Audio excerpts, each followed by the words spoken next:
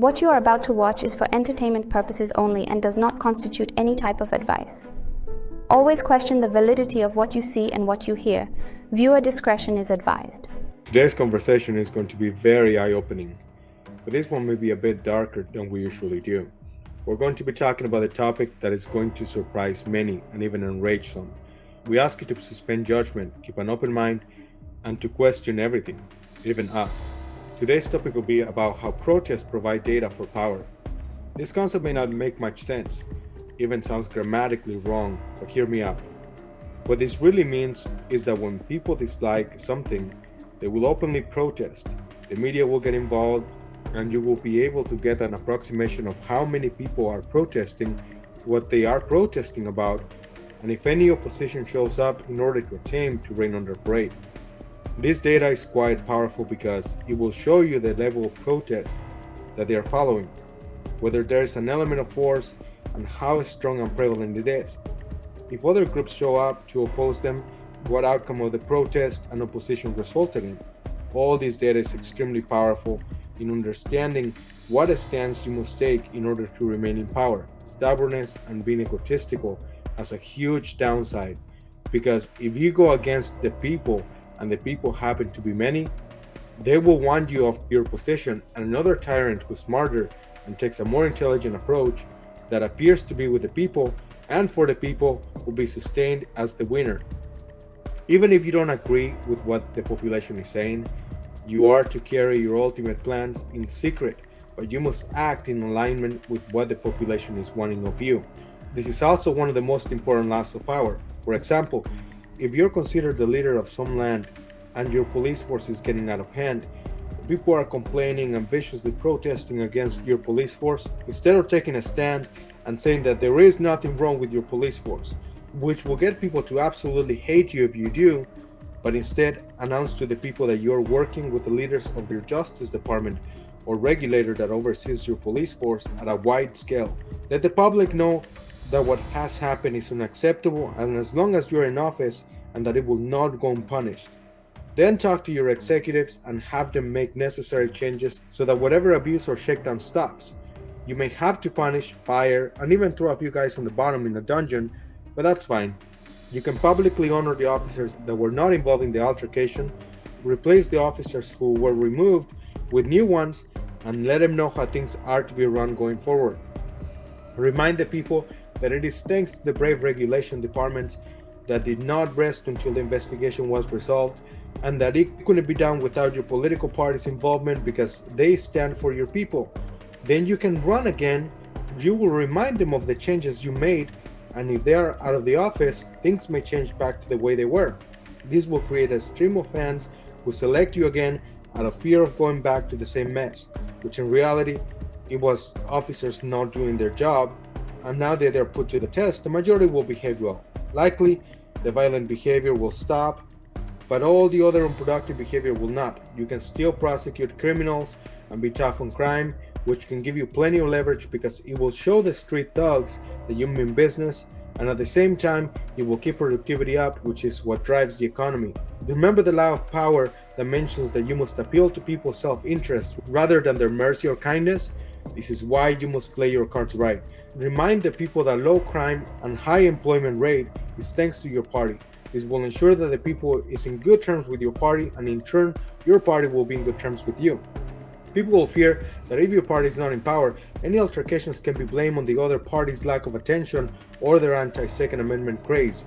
If you are tough on crime, this will put you in a non-losing situation because even if crazy things happen, you will appear to take action and be on the side of justice. It will also send the message to your enemies that your rules are not to be messed with because you got plenty of dungeons for those who fall out of line. What many tyrants don't get is that being a successful tyrant is never about harming others or being cruel to others. Not at all. These tyrants forget that it is the people who put them where they are, and it is the people who can remove them. They want to control through fear and intimidation, which is a great strategy as long as you distance yourself from the source of fear, be it a plague, pandemic through some type of virus, a group of criminals, or even potential job losses. As long as the source of it does not link to you directly, you can blame it on just about anything. But these tyrants don't get that. They treat the people with indifference, which is a huge mistake. People will not forget their oppression, and one day they will find a way to rise on their own, and the showdown or revolution will begin, which will shift power to someone else. Some nations like North Korea are playing a very dangerous game with their people. However, you are not to do that. The number one thing that you want from people is to work, because the labor force is the true economy. The second thing you want from them is to pay taxes.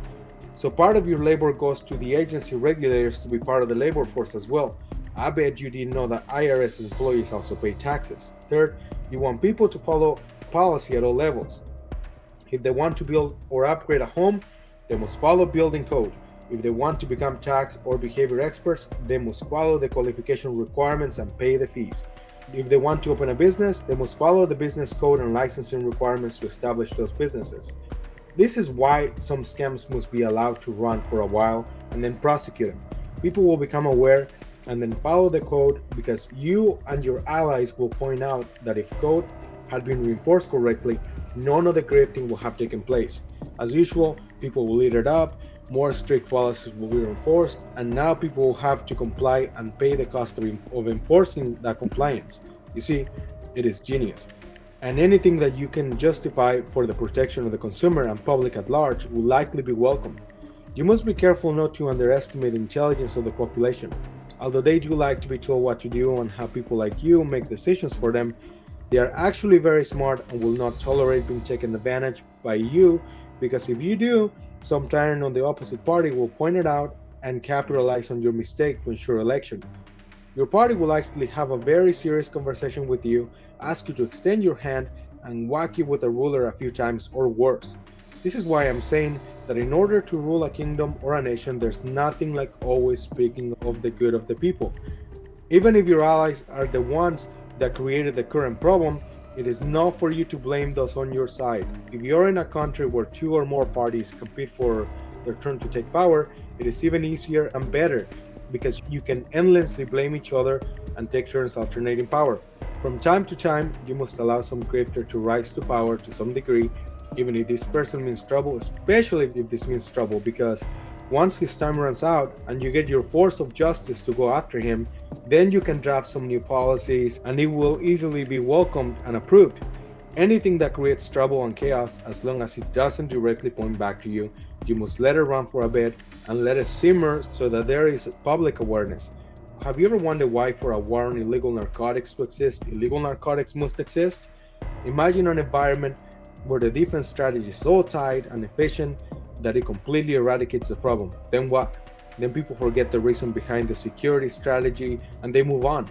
But if some degree of existing allows for this problem to sustain itself, and then you do a bust or two and allow a new strategy for the issue to continue, then you will have a need for resolution continuously ongoing. If the criminals were transporting it via borders, allow it for a while and then catch on to it and halt it. Then when they use air or sea, the same applies. Well, there is a level of awareness and then you go bust them there too. You could go after the root of the problem, work with other countries and have the responsible ones put in a dungeon indefinitely. They could develop some technology that will not allow a hair to be transported without your awareness, and some policy for mandated incarceration so incredibly high that it would become not worth the risk and you would have resolved the issue. The problem is that now you must come up with something else to justify the need for power and control in the form of surveillance and investigation. You must not be foolish and understand that there's no need to create new issues when you can put existing ones in maintenance mode. I'm sure some other creative tyrant will come up with new creative ways to start new issues and chaos. You may end up doing that too, but let that be a second option. Your number one option is to find how can you keep the current issue on maintenance. I'm sure you have seen on the news as some of the countries that allow birthright have candidates who want to end this system. People normally do it out of ignorance because they are involved with the delusion of patriotism, as if it really means something other than loyalty to the tyrants who are truly running the show. Think about this. Every person who is born is a new taxpayer. This is why we issue birth certificates that lead to registration numbers such as social security numbers that are used for pretty much everything, from debt collection to driving privileges, criminal history, and tax purposes. Why on earth would anyone want to change that? It puts your country in a good light, as it looks as a generous country that allows anyone who's born in it to be a citizen and be part of the opportunity and dream that people keep promulgating even though they don't really know what it means. In some instances, it is funny how people who are against the birthright are not even natives of the land, but rather descendants of those who invaded those countries. But it doesn't matter what they say. What they mean is that they want anyone who was born after their ancestors were born in the land to be stripped of that right. Talking about double standards that sound like a wife who wants to go on dates with other men, but the husband is not allowed because the patriarchy has been in power for too long. Sometimes this is why humanity seems to be getting lost, because it is. But at any rate, you are free to pick a side, because as long as there are two sides and someone is found at the other side of the argument, you will gain traction. If you pick a third stand, it will likely fall under the margins of no one cares, and you will find yourself going nowhere when it comes to power.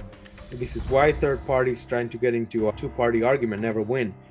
But we as humans discard history as useless objects and therefore do not learn what history has been trying to tell us since day one of our existence. Although history as a profession will likely not have you earn much, which is why people discourage you from studying history, but if you put it to use in your strategy of power, it will pay dividends tenfold. Data collection is history of data. Market research analysis is economical history. Political outcome analysis is history. History of civilizations and war outcomes is pure human history. All of these forms of history are very powerful. Studies in a university may be good in some subjects, while absolute garbage on another. For example, some university data science program may be absolutely amazing, while their true history of the nation or country may be nothing more than an edited event to make that nation or country look like they are the good guys. They will likely not share with you how the same country took land by force from other countries, how they crushed their natives the moment they invaded the land, how they exploit and instigate other countries to put them in debt to later further exploit them, and they don't tell you how they exploit their own citizens into compliance. This is not to demonize any country or even any system of regulation and compliance. This is not to ask anyone to stand up to anyone or do anything crazy. Not at all. This is to become aware of how the world really works so that you can work with the best of your abilities and find a way to benefit of the function of the world so that you can understand what you must do. To learn the tax codes, learn the policies and labor force codes to start a business or nonprofit. Learn the requirements to get funded or get grants and loans for your business and then rise in success. This is so that you understand why it is that scams also exist and that you stay away from them and succeed. You see, the truth does not need anything but the truth itself. It is not subjective regardless of what some fools may tell you. The truth stands on its own, even if it's ugly and uncomfortable. If you want to label us as conspiracy theorists or anti-government, then you're mistaken, because first of all, we're in favor and support of government structures, or what Vadim Zeland called the government pendulum. Second, we're for entertainment purposes only, so our information will be extreme and highly exaggerated, so please set aside your feelings. Third, we are advocating that you pick up books, learn to harness new skills, and that you realize that most of the work will be detrimental to your success is entirely up to you. If you're hoping that someone will come and save you, you're likely to be waiting your entire life. Have you realized that we say many unnecessary and politically incorrect things? Yes, we have. But it is just to stir up the drama that the First Amendment is a right that must be preserved. Did your opinion enrage me? Then too bad, because you have the right to express that opinion as long as it is not a threat. I think that people don't get the idea of hate speech is nothing new. Language that expresses hate and suggests anyone getting hurt is a precursor for violence. That in itself is a crime, and we absolutely believe that that's how it should continue to be treated. However, why should your opinion be censored? If you think I'm not funny, too funny, right, wrong, everything in between, waste too much money, too stingy, too hardworking, no hardworking at all, why does that any of that matter? It is an opinion, and the fact that we want to censor those opinions is a very clear indication that some experiment is being run against us and that we're not passing the test. The fact that some people can be tried and prosecuted without any evidence and just through testimony from a group of people who agree to damn anyone is unacceptable. Someone and some side has placed this game against the population and we are failing. Is this the world we want to raise our children under, Or do we want freedom to express an opinion without facing consequences for voicing what we think?